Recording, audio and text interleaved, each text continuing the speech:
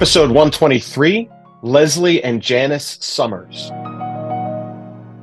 Good morrow, and welcome back to The Realm. I am author J.V. Hilliard, and I know many of us look at our books on the shelf and then we see one name of an author down the spine. Well, today I've got a mother and daughter duo who write in the young adult fantasy genre. And if you're interested at all about how they're able to pull this off without killing one another, stay tuned and watch this episode of The Realm.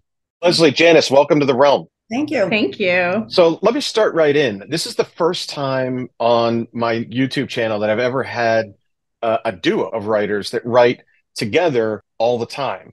What's that dynamic like? Do you guys find that you work better together? Is one the plotter and one the pantser, or how does that work? Tell our viewers here.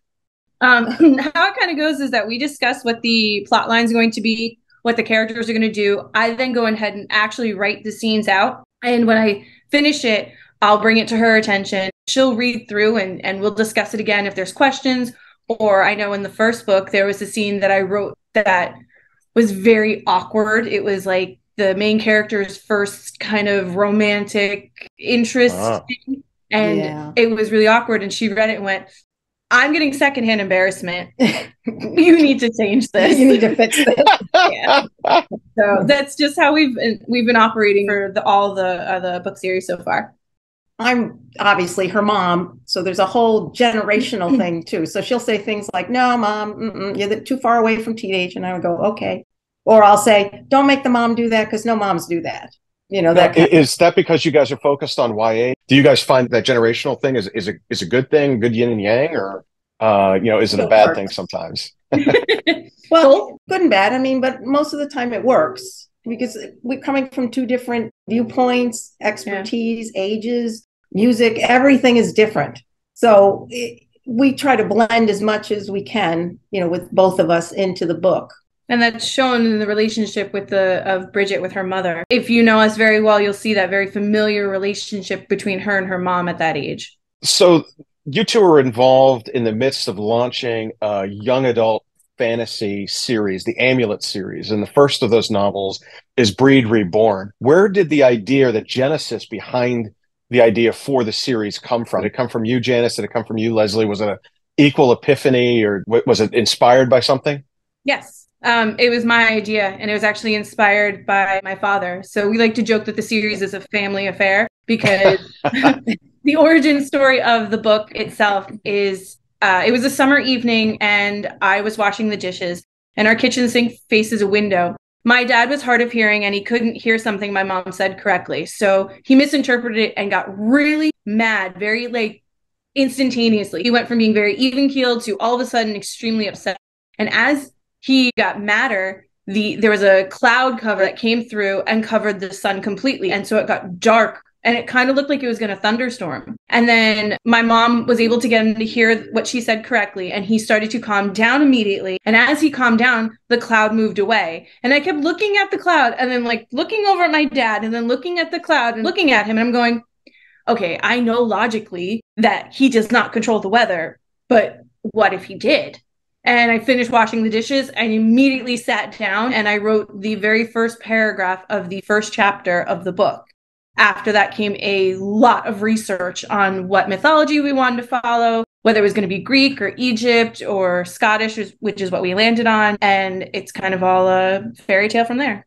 That's interesting because now that you mentioned Scottish as the background to it, I see that Brighde, Reborn, that the name Brighde must mean something. It really, it stands out when you look at it because it looks misspelled, but it might be one of those old anglicized or, like old English kind of names. In this case, maybe Scottish. Can you tell us a little bit about the title and its meaning?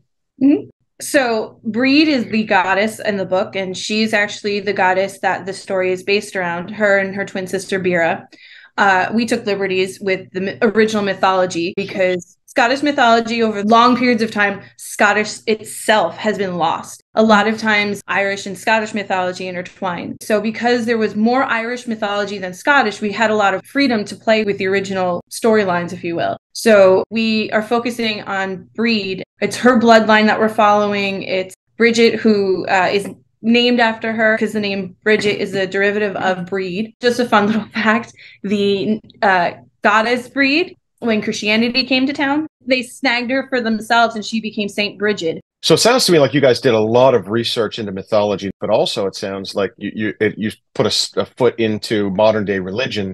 Was there any of those overtones or undertones that you snuck into the novel related to a moral compass for young adults?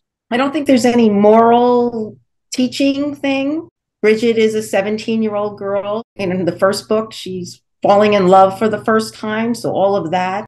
And we were very careful not to preach. Yeah, it's not preachy. Not preachy. And we were very careful to make sure that Bridget as a person could make her own decisions based on, do I have sex? Do I don't have sex? Do I kiss? Do I don't kiss? All of that teenage boys and girls go through. And we were also focusing on making sure that it was clear that if she makes that choice, that's not saying it's the right choice for everybody. You didn't have to do something if you weren't comfortable doing it. You didn't have to do something if you were comfortable doing it. It was just, you made your decision. And we like to say that you do you. I like that point. It begs the question, this is the first book in a series, right? I know that fantasy novels often follow in series. It's kind of expected in the kind of stuff that we write. What should we expect next in the Amulet series? Tell us what book 2, what book 3, what book 10 is going to look like. Well, it's a trilogy, so there's no book 10. Oh, it is a trilogy? Okay. We're just planning on keeping it 3. Book 2 is submitted to the publisher, and it'll be out in October, which is really exciting. Congratulations. Thank you. So as one part of the dynamic duo, Janice, I mean, did you write with your mother or your father or someone else like this? I mean, starting out like this is, one heck of a way of doing it. Was there a background to this? So you don't see too many mother-daughter duos? I'm going to get into that in a minute. Hold that thought. My mother was a big reader. There's very few times that I didn't see her with a book in her hand. I wouldn't say she was a writer, but I got some interesting notes in lunchboxes.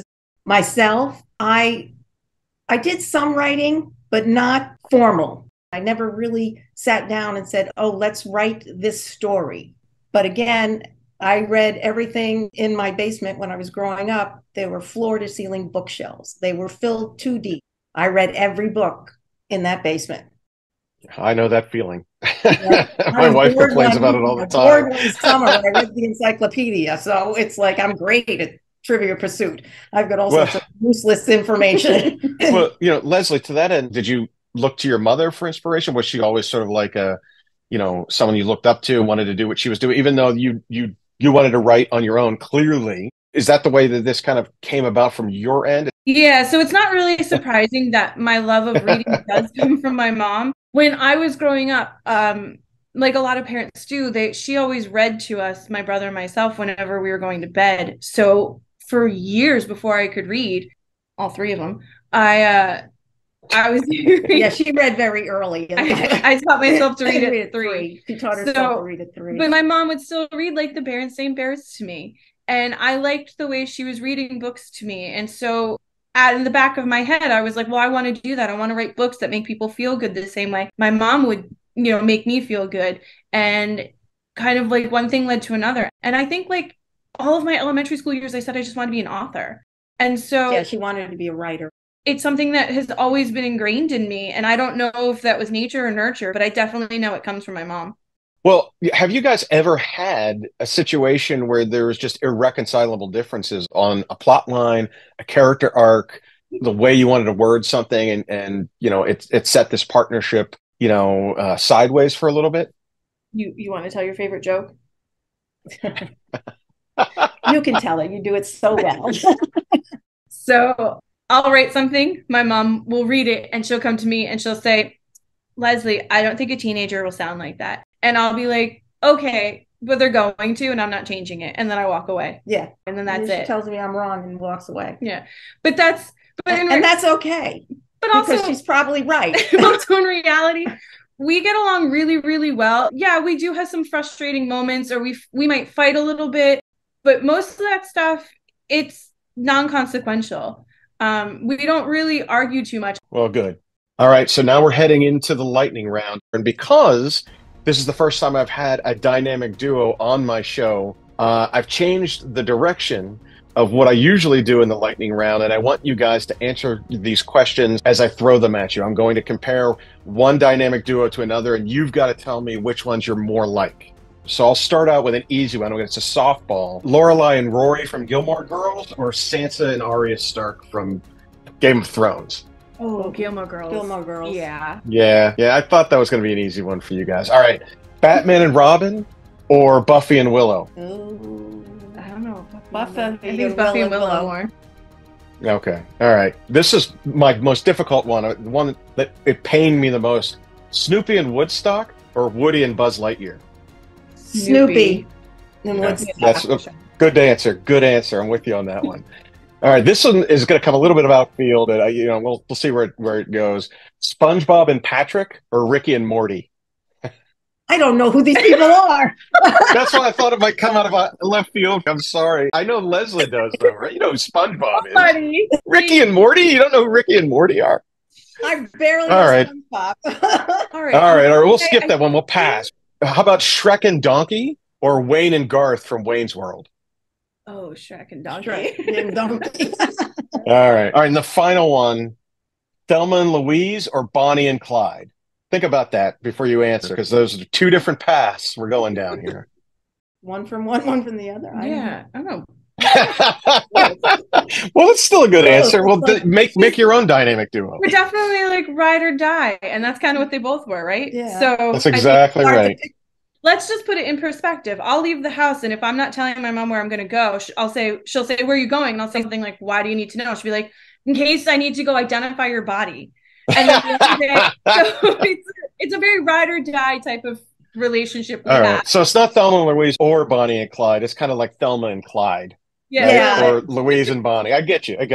Well, thank you guys for being on the Realm. We appreciate it. And looking forward to seeing you in Raleigh in a few months. Yay, I'm excited for that. Thank you. So that was a pretty interesting interview. It's the first time, like I said, I've had two authors coming together to talk. The mother-daughter thing I thought was really cool. I hope you did too. So if you want to meet Leslie Sommers in person, she will be at the Richmond GalaxyCon at the end of July. You can swing by her booth, get an autograph, get some swag. And oh, by the way, yours truly will also be there. So come and find me at my booth.